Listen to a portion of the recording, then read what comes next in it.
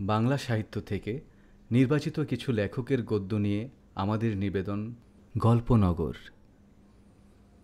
আজ আপনাদের জন্য আহমদ ছফার উপন্যাস ওঙ্কার।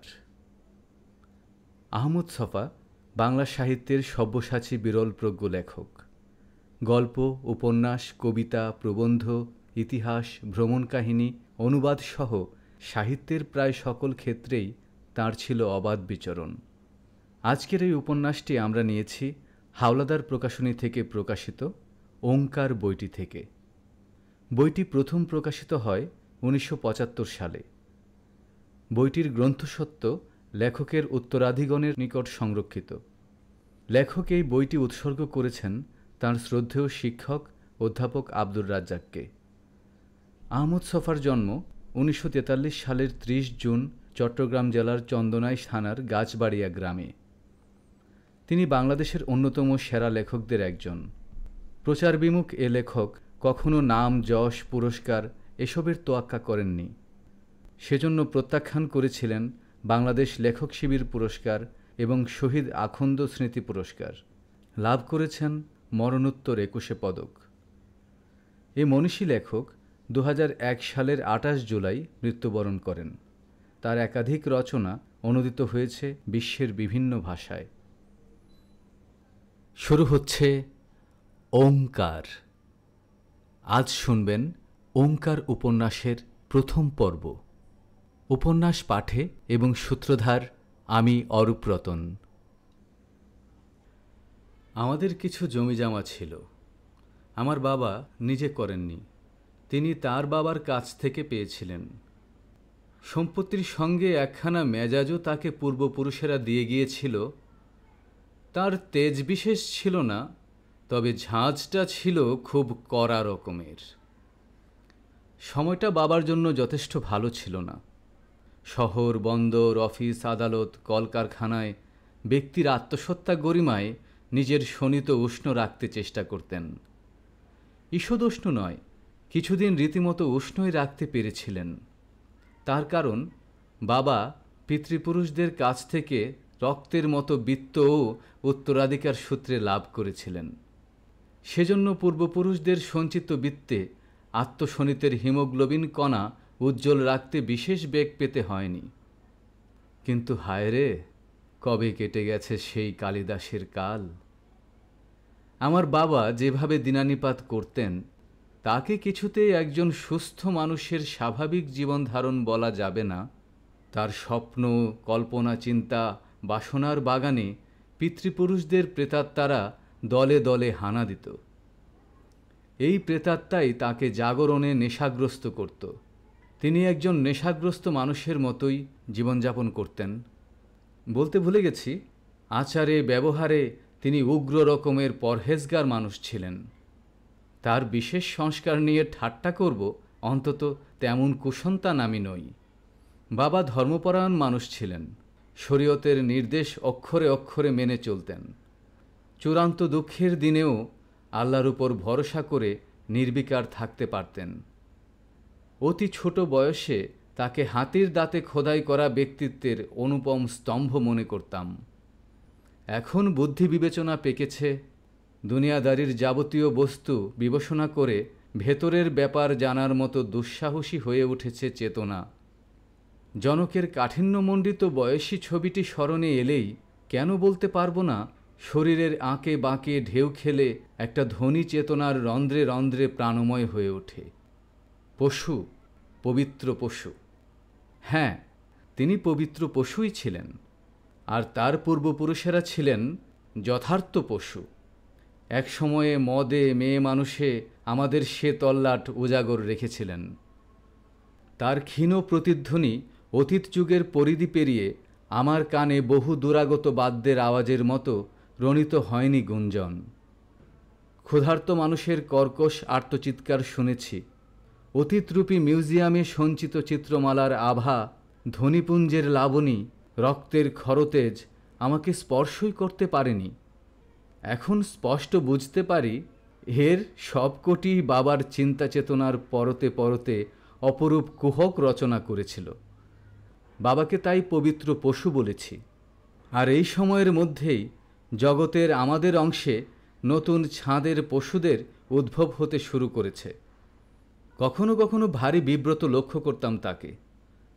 বার্ধক্যজীর্ণ মুখাবয়বে একটা অসহায় ধ্বনি বড় করুণভাবে ঝুলে থাকত। তখন বুঝিনি, বয়সে বুদ্ধি ছিল না। এখন উপলব্ধির স্তরে স্তরে জনকের অদৃশ্য অশ্রুপাত জোয়ারের জলের মতো ফুলে ফুলে সারা মনোপ্রাণ ভিজিয়ে দিয়ে যায়। অনেকবার বাবাকে আমাদের পিশাচের দাঁতের মতো ইতস্তত বিক্ষিপ্ত লাল ইট বের হওয়া দালানের নামাজের বিছানায় বসে হতাশ ভঙ্গিতে রেলের লাইন, ট্রাক, বাসের গতায়ত, একচোখ কানা আবু নসর মুক্তার সাহেবের ধবধবে সাদা নতুন বাড়িটির পানে তাকিয়ে থাকতে দেখেছি। চিড়িয়াখানার খাঁচায় আবদ্ধ সিংহ যেমন সম্পূর্ণ অনাত্মীয় দৃষ্টিতে লোহার খাঁচা নিরীক করে, তেমনি দৃষ্টি রেখে আমার বাবা আমার কালের পৃথিবীর দিকে তাকাতেন।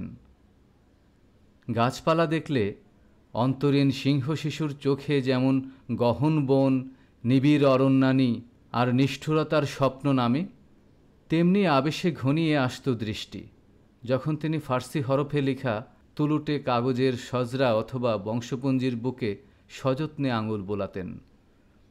যুগ যুগান্তের পুরনো কীটদষ্ট পাংশুটে তুলট কাগজ। ডান দিক থেকে জোর জবর সম্বলিত বাঁকা বাঁকা টানা হাতের লেখা খয়েরি রঙের হরফগুলো অখণ্ড প্রতাপ, অফুরন্ত মহিমার প্রতীকের মতো তার চোখে অদৃশ্য শিখায় জ্বলজ্বল করত। নামুক্ত এসব মহাপুরুষদের স্মৃতিতে জীয়ন্ত করে বাবা তাদের সঙ্গে হৃদয়ের ভাব বিনিময় করতেন। ঘণ্টার পর ঘণ্টা বসে থাকতেন একটানা। সেই সময় বাবার চারপাশে চেতনে নিশ্চেতনে মিশে থাকা নিশ্চল তন্ময় পরিবেশের সৃষ্টি হতো। তন্ময়তা কেটে গেলে তাঁর দুচোখে একটা অচেনা আলো ফুটে বের হতো।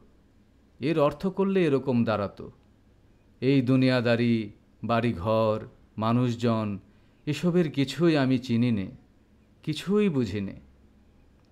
তাঁর দৃষ্টিতে বন্দি বিহঙ্গের কাতরতা ফুটে থাকত। সামনে যে যুগ থাবা প্রসারিত করে এগিয়ে আসছিল তার নখরাঘাত তিনি অনুভব করতেন। এই যুগে তিনি যে একজন ফালতুর বেশি নন তা তিনি ভালো করে উপলব্ধি করতেন। তার চিন্তা কল্পনা সবই অতীতের মাপে তৈরি, কিছু বর্তমানের সঙ্গে খাপ খায় না। সেজন্যই বোধহয় সৃষ্টিকর্তার উপর তার আস্থাটা নোঙরের মতো অমন স্থির অনড় ছিল। সহায়হীন মাতাল রাতের অন্ধকারে ঘরের বউয়ের গঞ্জনা সইতে না পেরে যেমন শুরিখানায় সান্ত্বনার সন্ধানে যায়, তেমনি চারপাশের পরাক্রান্ত পৃথিবী প্রবল তিরস্কারে বাবাকে তার সৃষ্টিকর্তার কাছে পাঠাত। হয়তো তিনি জানতেন, হয়তো জানতেন না। তার চোখে মুখে কীরকম বিষণ্ণ যন্ত্রণার ফুল ফুটে থাকত। তার যন্ত্রণার মধ্যে সমস্ত বিশ্বাসী মানুষের যন্ত্রণা আমি প্রত্যক্ষ করেছি। যেহেতু আমি বাবাকে পবিত্র পশু বলেছি, সেজন্য কেউ যেন আমাকে পিতৃপুরুষের প্রতি শ্রদ্ধাহীন মনে না করেন। পশুদেরও তো রক্তধারা বংশ পরম্পরা সামনের দিকে ধাবিত হয়। আমি নিজে যে মমতাহীন নই তার প্রকৃষ্ট প্রমাণ নিজের মুখে সে কাহিনী চূড়ান্ত বিশ্বস্ততা সহকারে আপনাদের কাছে বলে যাচ্ছি। পুরনো মডেলের গাড়ি যেমন শহরের নতুন রাস্তায় ঠিকমতো চলতে পারে না, ঝঞ্ঝাট লাগায়, দুর্ঘটনা বাধায়, ধোঁয়া ছড়ায়, তেমনি আমার বাবা আমার কালের পৃথিবীতে বসবাসের যোগ্যতা হারিয়ে ফেলেছিলেন। তিনি কেবল দুর্ঘটনার জন্ম দিয়েই যাচ্ছিলেন। সৃষ্টির বোঁটা ধরে নাড়া দিয়ে একটা লণ্ডভণ্ড কাণ্ড বাঁধবার মতো শক্তি কিংবা শিক্ষা কোনোটিই তাঁর ছিল না। তিনি আঘাত করতে গিয়ে আহতই হচ্ছিলেন। বলেছি, সামান্য কিছু জমিজিরেত তিনি তার বাবার কাছ থেকে পেয়েছিলেন, তাই তিনি খোঁচাখাচি করে বিক্রম প্রকাশ করতেন। তাই করে রক্তের হিংস্রতার দংশন কিছুটা লাঘব করতেন। আমাদের মানুষজন বিশেষ ছিল না। খুন জখম বাঁধিয়ে একটা রক্তারক্তি কাণ্ড ঘটানো তাও সাধ্যের বাইরে ছিল। বাবা মামলা মোকদ্দমা করেই মনের ঝাল মেটাতেন। তখন দুনিয়ার আমাদের অংশ আবু নসর মুক্তার সাহেবের দখলে চলে যেতে বসেছে। পূর্বপুরুষের একটা তালুকের 3.5 আনা অংশের মালিক ছিলেন আমার বাবা। সে গর্বে তিনি সর্বক্ষণ স্ফীত হয়ে থাকতেন। কেউ টু শব্দটি করলে সহ্য করতে পারতেন না। গ্রামের মানুষ এই রকম একটা ফুটো তালুকদারের করতালি মেনে নেবে তারা তেমন বোকা ছিল না।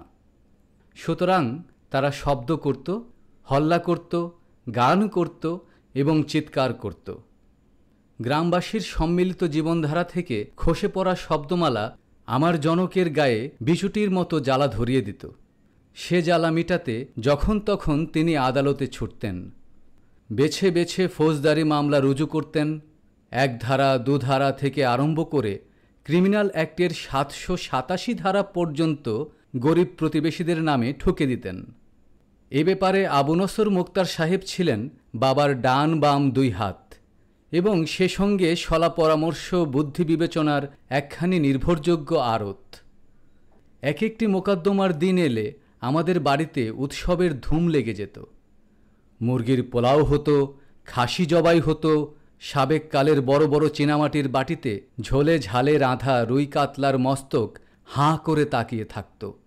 সাক্ষীরা লুঙ্গির গিট খুলে দিয়ে চিবিয়ে চুষে খেত। বাটা ভরা পান থেকে কিছু মুখে পড়ত এবং কিছু লুঙ্গির গিঁটে গুঁজত। তারপর 7.5 টাকা নগদ গুনে ভোর 8:30টায় ট্রেনে আল্লাহর নামে হলফ করে মিথ্যে সাক্ষ্য দিতে আদালতে ছুটত।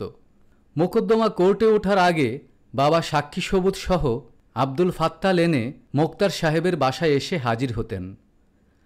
মোক্তার সাহেব সাক্ষীদের মিথ্যে কথার প্যাঁচগুলো একটু একটু কষে দিতেন। আমাদের বাড়িতে 5-7 জন মোল্লা সারাক্ষণ মুখে ফেনা ছুটিয়ে কোরআন পাঠ করত। মা সারাদিন রোজা রেখে আসমানের আল্লাহর মন জোগাতে চেষ্টা করত।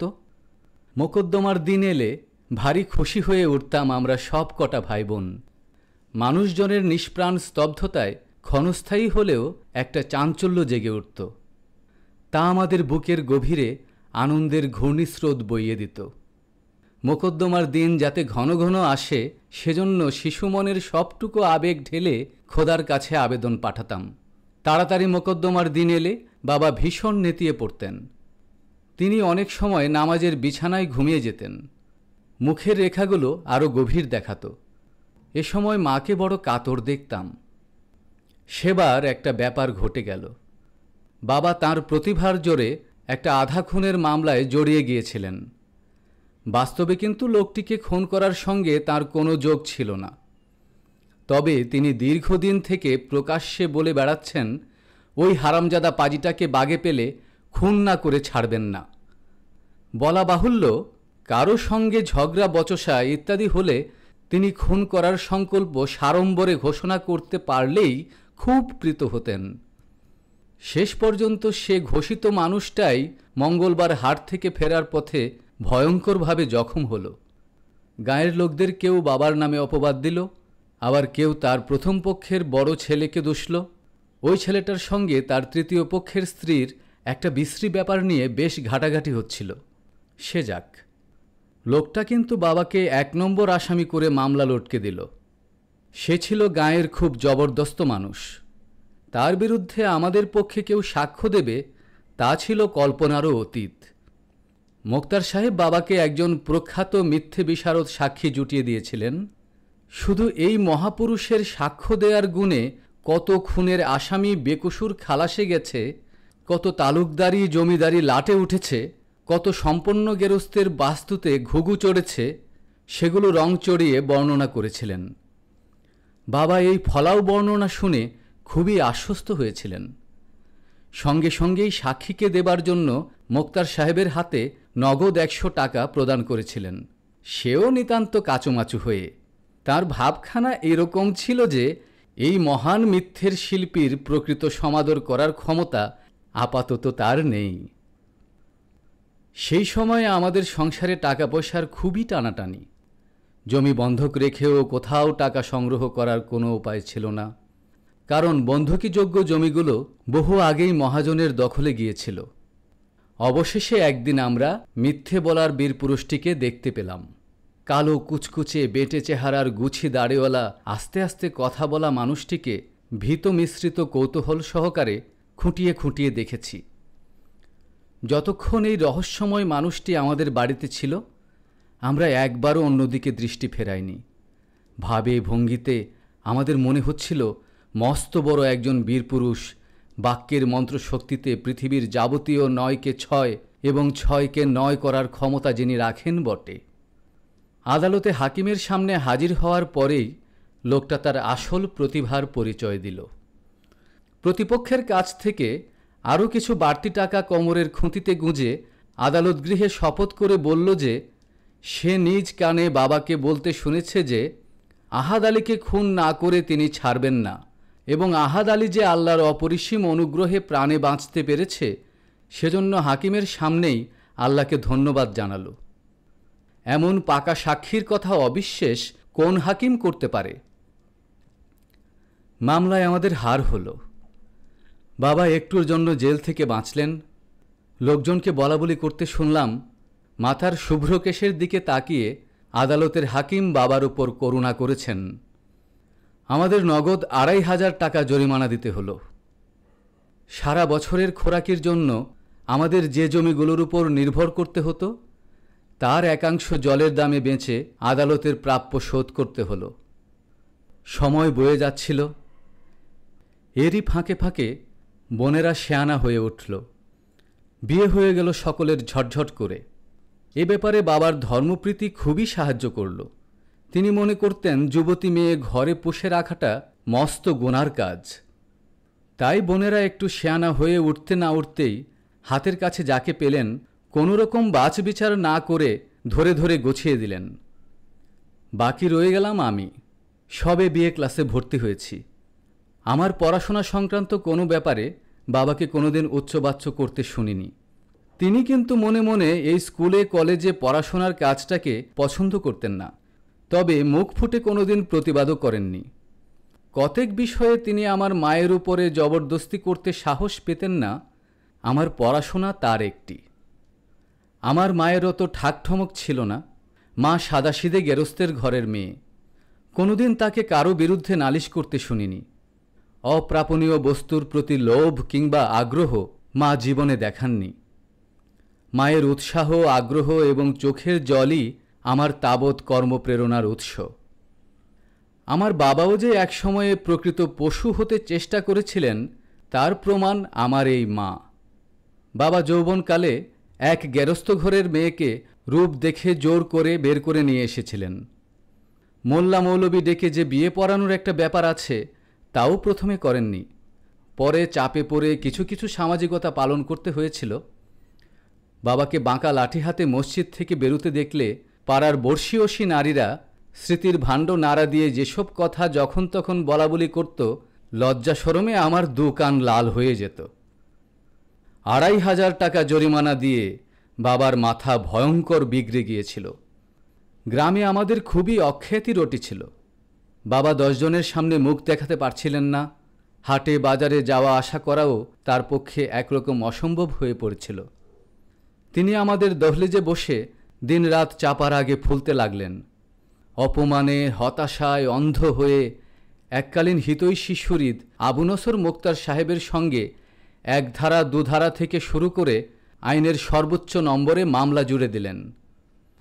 আবু নসর মোক্তার সাহেব এবং তার সাঙ্গপাঙ্গরা যে জটিল পেঁচ কষে দুনিয়ার আমাদের অংশ নিজেদের অধিকারে নিয়ে আসছিলেন, সে একই সূক্ষ্ম পেঁচ অতীতজীবী বিভ্রান্ত বাসনার অসহায় শিকার আমার বাবার উপর ঠান্ডা মাথায় অথচ পরম নিষ্ঠুরতার সঙ্গে প্রয়োগ করে রক্তের গাঁজলা বের করে দিচ্ছিলেন। মামলায় আমাদের হার হচ্ছিল। বাবা যতই হারছিলেন ততই ক্ষিপ্ত হয়ে উঠেছিলেন। একসময় অবশ্য তার বুঝতে বাকি রইল না, কানা মোক্তার তাকে সম্পূর্ণ ধরাশায়ী না করে ছাড়বেন না। সেই সময়ে যুক্তফ্রন্ট সরকার পূর্ব পাকিস্তানের ক্ষমতায় আসে। তারা জমিদারি প্রথা উঠিয়ে দিল এবং জমিদারির পেছন পেছন তালুকদারি প্রথাও আপনা থেকেই উঠে গেল।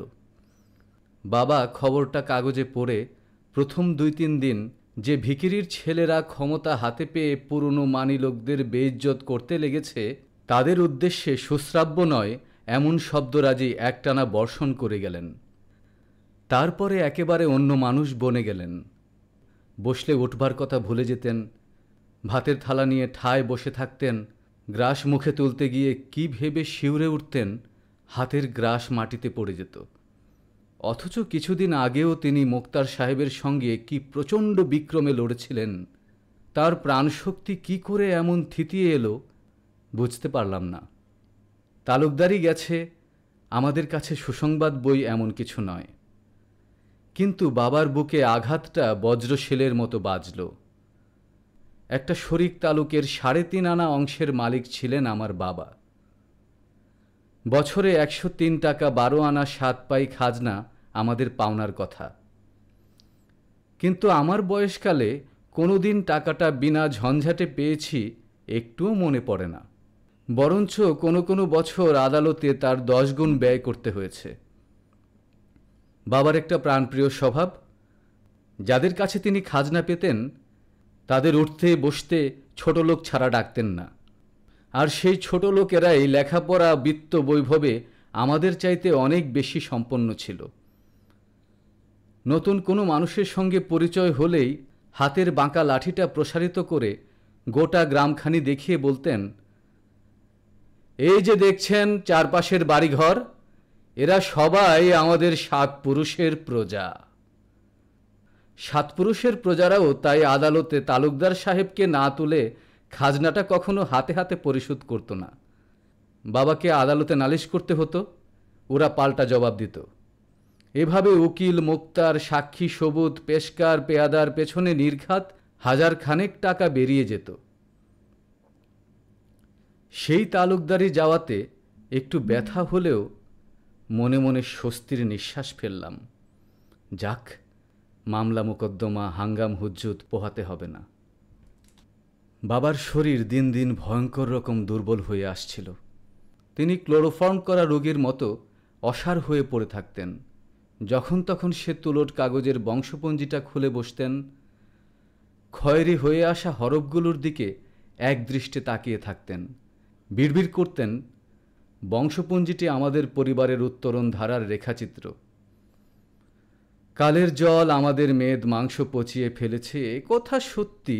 তবু কিন্তু অস্থির আড়ালে মজ্জার সঙ্গে শয়ান একরকম হীরকের মতো কঠিন অথচ জ্যোতিষ্মান অহংকার আমরা লালন করতাম। যতই দরিদ্র হই, সেই শিলা দৃঢ় অহংকার ভাই বোন কেউ ভুলতে পারেনি। এই বাঙাল মূল্যকে আমাদের স্থিতি হয়েছিল সেই কবে, মোগল আমলে।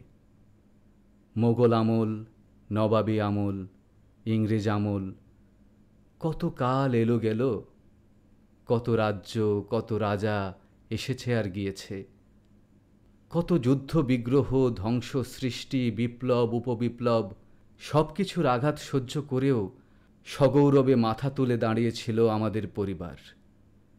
কোনো আকস্মিক বিপদ আপদই আমাদের পরিবারকে স্পর্শ করতে পারেনি।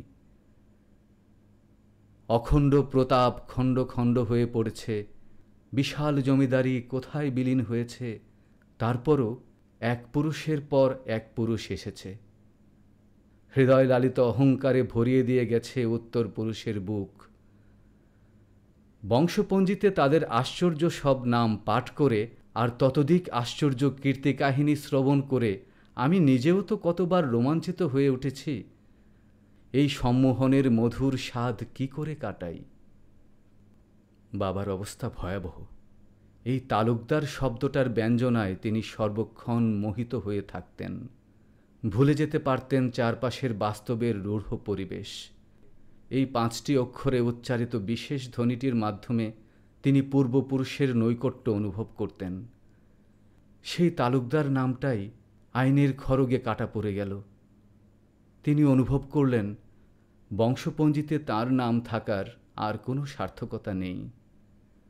চোখ কান খুঁচিয়ে উপলব্ধি করলেন ঘুমের ভেতরে স্বপ্নের যোগানদার, জাগরণে নেশাগ্রস্ত করার মহাজনদের হাট থেকে তিনি একেবারে বিচ্ছিন্ন হয়ে পড়লেন।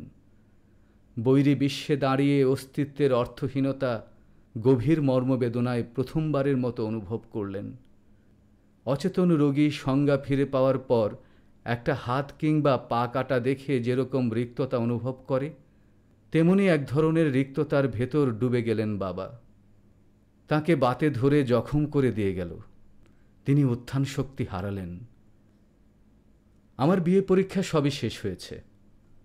এমন সময়ে চূড়ান্ত দুঃসংবাদ শুনলাম। বাবা হাইকোর্টের মামলায় গরুহারা হেরেছেন। আবু নসর মুক্তার সাহেব মামলার খরচসহ ডিগ্রি পেয়েছেন। যেহেতু আমাদের ঋণ পরিশোধ করার মতো টাকা নেই, তাই মুক্তার সাহেব আদালতে জীর্ণ বাড়ি, হাজা পুকুর, জমা দিঘি সব নিজের নামে নিলাম করিয়ে নিয়েছেন। খবর শুনে মাথা ঝিমঝিম করতে লাগল। পাগলের মতো ছুটে বাড়ি এলাম। গাঁয়ের মানুষ নানা রকম গুজব ছড়াচ্ছিল।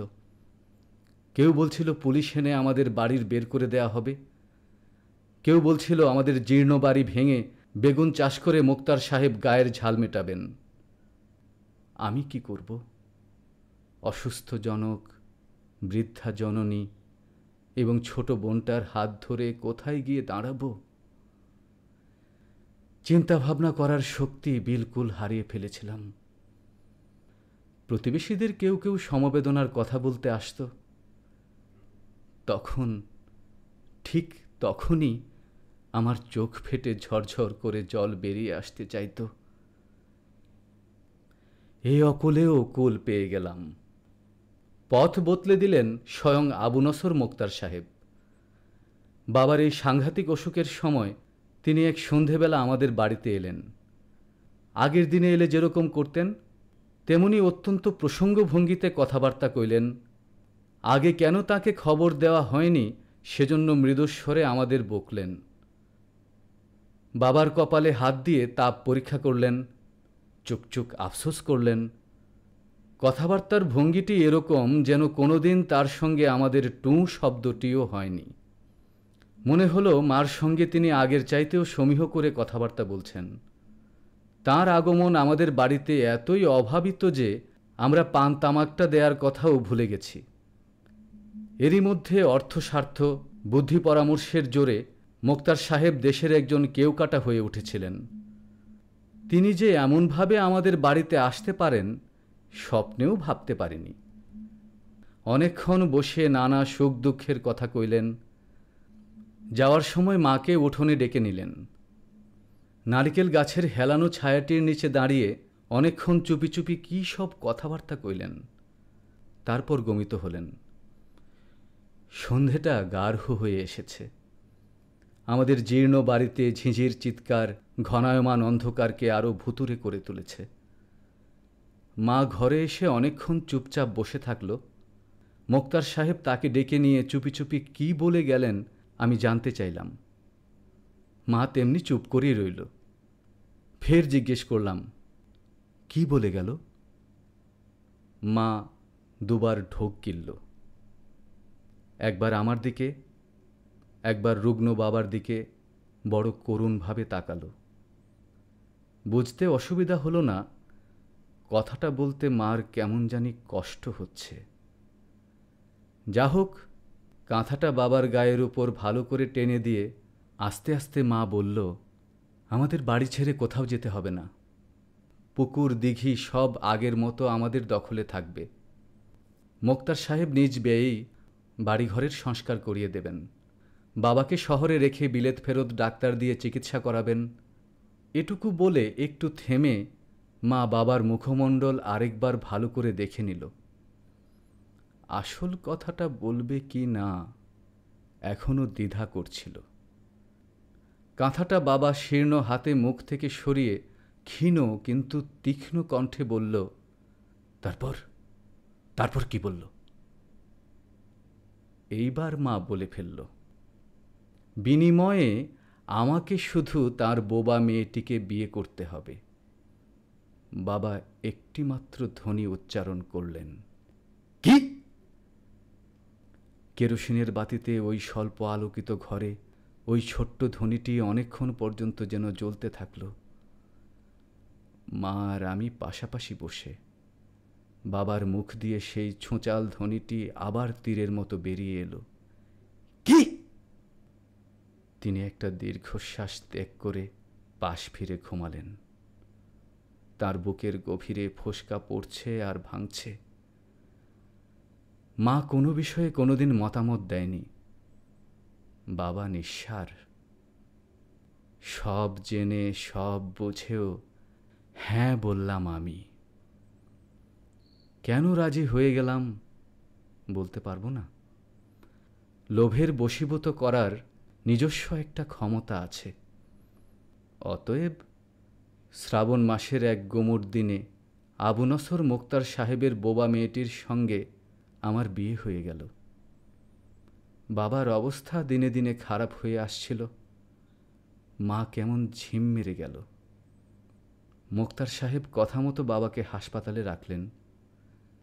বড় ডাক্তার দেখালেন। ডাক্তার দেখলেন এবং ঘাড় ফেরালেন। তিনি হাসপাতালেই মারা গেলেন। বাবার পেছনে পেছনে গেলেন মা। আবু নসর মোক্তার সাহেব আমাকে শুধু মেয়ে দিলেন না, হতাশা লাঞ্ছিত পূর্বপুরুষের জীর্ণ অট্টালিকা থেকে টেনে আলো ঝলমল করা শহরে এনে বসালেন। রাজধানী শহরে আমার চাকরি হলো। চাকরির সঙ্গে সঙ্গে আস্ত একখানা বাড়িও শ্বশুর সাহেব মোক্তারি বুদ্ধি খরচ করে জুটিয়ে দিলেন। আগে থাকতো এক নিরীহ ব্রাহ্মণ, যে পেঁচে শ্বশুর সাহেব তাঁর বেয়াইকে অন্তত 10 বছর আগে স্বর্গে পাঠিয়েছিলেন, একই পেঁচে নিরীহ ব্রাহ্মণকে গ্রাম এবং শহরের সমস্ত মূল থেকে উপড়ে তুলে সীমান্তের ওধারে ছুঁড়ে দিয়েছিলেন। মোক্তার সাহেবকে এখন থেকে শ্বশুরই বলবো। শুরু থেকে কেন সম্মানসূচক বাক্য ব্যবহার করে আসছি, আশা করি এখন তা বুঝতে পারছেন। দেশে তড়িৎ গতিতে সময় পাল্টাচ্ছিল। পৃথিবীর গভীরতর অসুখের খবর সংবাদপত্রের পাতায় কালফুলের মতো ফুটে থাকে। দেশে আয়ুব খান সাহেব সৈন্য সামন্ত নিয়ে গেড়ে বসেছেন। সংবাদপত্রের ব্যানারে খান সাহেবের একজোড়া গোঁফ হুঙ্কার দিয়ে জেগে থাকে। দেখতে না দেখতেই দেশের জীবন প্রবাহের মধ্যে খান সাহেবের অপ্রতিহত প্রভাব প্রবল সামুদ্রিক তিমির মতো ছোটাছুটি করছিল। এই সুযোগে আমার শ্বশুরের মতো মানুষেরা অন্ধকার থেকে সূর্যালোক ফাঁকি দিয়ে শহরের ফ্ল্যাশ ক্যামেরার সামনে উঠে আসতে লেগেছেন। আগেই তিনি মুক্তারি ছেড়ে দিয়েছিলেন। মরা গরুর খালের নাহান আদালতের ময়লা বেঢপ সামলা গা থেকে গাছের পুরনো বাকলের মতো ঝরে পড়েছে সে কবে। এখন তিনি আদ্যির গিলে করা ফিনফিনে পাঞ্জাবি পরেন, সোনার বোতাম ঝিলিক দেয়, হাতে হীরার আংটি চকমক করে। তিনি আয়ুব রাজত্বের শক্ত একটা খুঁটি না হলেও ঠেকান জাতীয় কিছু একটা তো বটেই। বসনে ভূষণে অনেক সম্ভ্রান্ত হয়ে উঠেছেন। একটা ব্যক্তিত্বও না জানি কোত্থেকে উড়ে এসে শরীরে আশ্রয় করেছে। একটু বয়স হলে যেমন মেয়েদের বুকে স্তনের বাঁকা রেখা আবাসিত হয়, তেমন টাকা পয়সা এবং দাপট এলেই শেয়ালের মতো চেহারাও সিংহের আকৃতি জাগি জাগি করে। আমার শ্বশুরের চারদিকে জয় জয়কার। শালা সম্বন্ধীরা ব্যবসায় রীতিমতো লাল হয়ে যেতে থাকল। লোকে বলাবলি করত আমার শ্বশুর ভাগ্যবান। নিজেকেও আমি কম ভাগ্যবান মনে করতাম না। এমন একজন লোকের মেয়ে বিয়ে করেছি, সে কি চারটিখানি কথা? নাই বা রইল একখানা হাত কিংবা পা। শ্বশুরের সৌভাগ্যের ছিটে ফোঁটা আমিও তো পেতে থাকলাম। ব্রাহ্মণের ভাঙা বাড়িটা নতুন করে বানিয়েছি। ঝোপে ঝাপে ঢাকা কম্পাউন্ডে একটা কুয়োর মতো ছিল। চারপাশ সিমেন্ট দিয়ে বাঁধিয়ে দিয়েছি। পুরনো ঘাট ঝাড়াই করেছি।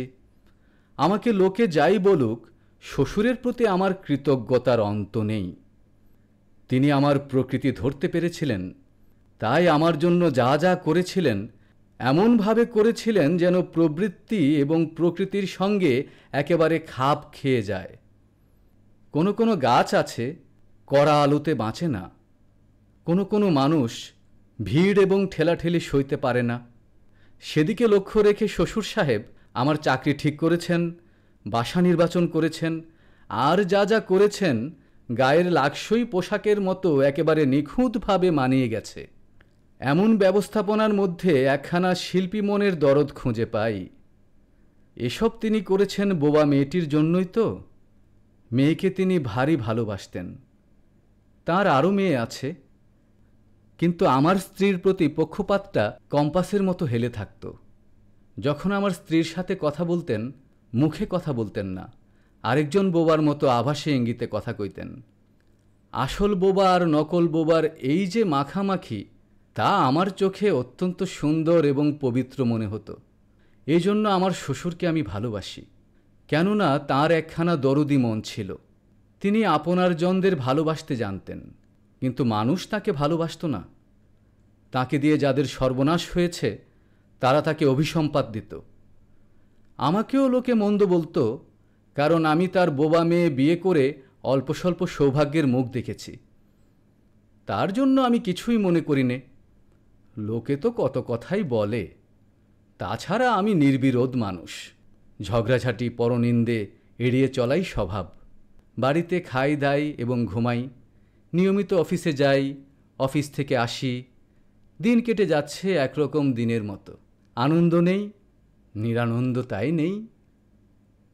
বন্ধুরা সকলে তাদের বউয়ের গল্প করে, তাদের নিয়ে বাজারে যায়, সিনেমা দেখে। অবসর মুহূর্তগুলো মৌচাকের মধুর মতো কথাবার্তার রসে ভরিয়ে রাখে। কোনো কোনো বন্ধুর বাড়িতে গিয়ে তাদের বউদের সঙ্গে গল্প করেছি, গান শুনেছি।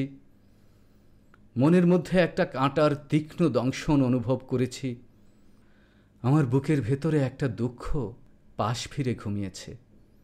জীবনে কি সব পাওয়া যায়? সকলে কি সমান ভাগ্যবান? মনকে প্রবোধ দিতে চেষ্টা করতাম। কখনো প্রবোধ মানত, কখনো মানত না। বাতাসের মতো চঞ্চল মন। আমাদের অফিসে নৃপেন নামে এক এলডি ক্লার্ক আছে। সে আমার পাশের কামরায় বসে। ফাঁকিবাজ ছোকরা। প্রতিদিন আড্ডা ইয়ার্কি করে 10টা থেকে 5টা কাবার করে। কাজ পড়ে থাকে। চাকরি যাই করেও কী কারণে জানি যায়নি।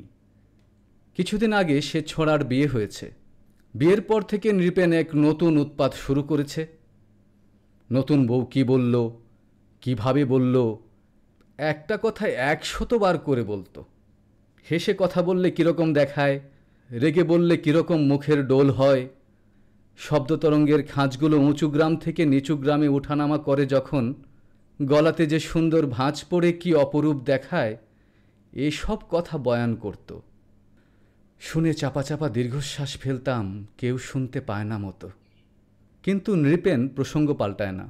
বলুক না বলুক, নতুন বউয়ের নাম করে নৃপেন কিছু একটা বানিয়ে হলেও বলবে। এটা তার একটা স্থায়ী মুদ্রাদোষে দাঁড়িয়ে গেছে। আমার ধারণা হলো, আমি বোবা মেয়ে বিয়ে করেছি বলে এবং তার কর্তা বলেই আমাকে এসব কথা শুনিয়ে শুনিয়ে বলে। তখন থেকেই আমি নৃপেনকে ঘৃণা করতে আরম্ভ করলাম। মনে করতে লাগলাম, নৃপেন একটা বাজারের খানকি বিয়ে করেছে। একমাত্র খানকিরাই অত বেশি হাসে, কথা বলে এবং বিশ্রীভঙ্গি করে। প্রতিশোধ নেবার তীব্র ইচ্ছে মনের ভেতর ফণা ধরে জেগে উঠত। কিন্তু আমার ইচ্ছে অনিচ্ছের কতটুকু দাম? প্রেম কিংবা ঘৃণার পক্ষে বিপক্ষে কিছু করার ক্ষমতা আমার ছিল না। যে আইয়ুব খান অঘটন ঘটন পটিয়সী ক্ষমতার প্রভাবে আমার শ্বশুরের মতো হেজিপেজি মোক্তারকেও গণ্যমন্য সম্ভ্রান্ত মানুষে রূপান্তরিত করেছে, সম্ভব হলে সেই আইয়ুব খানকে ডেকে বলতাম, হে প্রবল প্রতাপান্বিত আইয়ুব খান, তোমার লোহার ডান্ডাটি নিয়ে দয়া করে একটিবার এসো। নৃপেনকে মারধর করতে যদি তোমার মতো ফিল্ড মার্শালের পৌরসে বাঁধে, অন্তত চাকরিটি খেয়ে তাকে কলকাতা পাঠিয়ে দাও।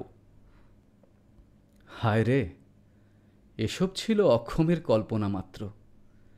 বাস্তবে আমার শ্বশুর যেখানে বসিয়ে দিয়েছিলেন, তার বাইরে একচুল হেলবার সাধ্যও আমার ছিল না। কয়েকদিন থেকে দেখছি নৃপেনের ভিন্ন অবস্থা। অপরিমিত যৌন সম্ভোগের ক্লান্তিতে সে একবারে মিইয়ে গেছে। যখন তখন নতুন বউয়ের নাম করে আর জ্বালাতন করে না। ফাইলপত্তরের সামনে বসে বড় বড় হাই তোলে আর সকাল বিকাল রসের গল্প করে। নৃপেন একটা স্কাউন্ড্রেল। আমার নিস্তরঙ্গ নিথর জীবনযাত্রার মধ্যে একটা জীবন্ত অতৃপ্তি ঢুকিয়ে দিয়েছে সে। আমার স্ত্রীকে আমি দুচোখে দেখতে পারিনি।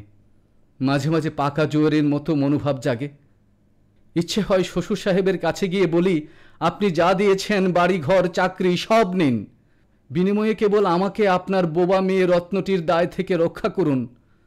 আমি সমগ্র জীবনের সমস্ত কিছুর বিনিময়ে এমন একজন মেয়ে মানুষকে কাছে পেতে চাই, যে কালো হোক, কুৎসিত হোক, না থাকুক তার গুণপনা, সে শুধু কথা বলবে, অনবরত কথা বলবে। তার মুখ থেকে নানা রকমের শব্দমালা শরতের বিভাগে বাতাসে শিউলি ফুলের মতো ঝরে পড়বে। কল্পনায় কত মেয়ে মানুষ সৃজন করি, তাদের সঙ্গে কত কাল্পনিক কথোপকথন চালাই। বুকের ভেতর থেকে শব্দরাজি থরে বিথরে নীলকান্ত মনির মতো জেগে ওঠে, গানের মতো সুরের ছোঁয়া লাগে, প্রাণের লাবণী ভরা কথা ঝর্ণাধারার বেগে উছলে ওঠে। জীবনে নারীর সঙ্গে কথা বলার এমন তীব্র আকুতি কোনোদিন বোধ করিনি। নৃপেনের খোঁচা খেয়ে আমার ভেতরে আরও একটা আমির উদ্ভব হয়েছে। এই যে নিষ্ঠুর নির্মম ক্ষুধাবোধ এতদিন কোন গর্ভগুহায় লুকিয়েছিল জানতে পারিনি। আগেই তো বলেছি, ইচ্ছেশক্তি বলতে কোনো কিছু নেই। তাই বলে আমি যে কিছু চাই নে, এ কথা সত্যি নয়। শুনছিলেন আহমদ ছফার উপন্যাস ওঙ্কারের প্রথম পর্ব। উপন্যাস পাঠে এবং সূত্রধার অরূপ রতন। Poster design Saiful Islam. প্রচার ও পরিবেশনা সিফাতুল্লাহ। সম্পাদনা ও সামগ্রিক পরিচালনায় এ.আর খান। পরবর্তী গল্প নিয়ে আপনাদের মাঝে খুব শীঘ্রই হাজির হচ্ছে গল্পনগর। এতক্ষণ আমাদের সাথে থাকার জন্য আপনাদের অসংখ্য ধন্যবাদ। চ্যানেলটি সাবস্ক্রাইব করে সঙ্গে থাকুন, কমেন্ট করে জানিয়ে দিন আপনার অনুভূতিগুলি। আপনি কী ধরনের গল্প শুনতে আগ্রহী তাও আমাদের জানাতে পারেন। গল্প শুনে ভালো লাগলে শেয়ার করে সবাইকে জানাতে পারেন। শুনতে থাকুন গল্পনগর, গল্পের কারিগর।